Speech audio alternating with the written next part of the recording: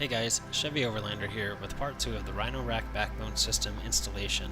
Today I received the Pioneer Platform, and this video will show its complete assembly. The instructions are pretty straightforward, but there are a few things to note that I will explain at certain parts of the video. Anyways, I hope you enjoy watching this being put together, installed, and bringing more capabilities to the truck.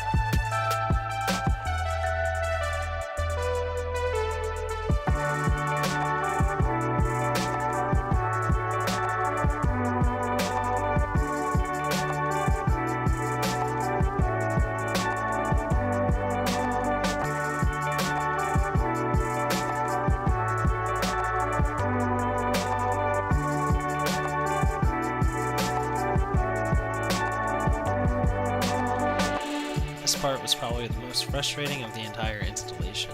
A note here is that the plastic tabs that hold in the nylon lock nuts are pre-installed in the planks. The small frustration stems because the plastic inserts these are housed in can slip back down inside the plank. Of course, some of them are stubborn to come out the other ends. Luckily, I had a small hook that I used to pull them out and place them back into their proper position.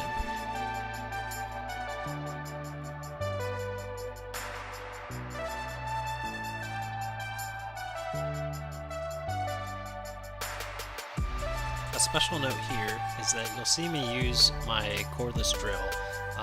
I just want to note that I was using the number 2 setting, which is a very light torque.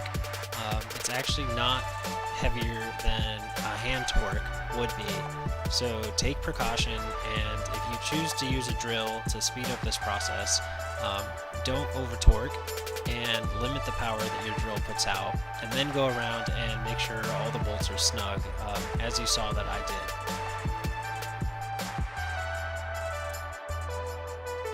The next part of the install is installing the crossbars. You'll see that the initial configuration I placed the crossbars in is per the instructions.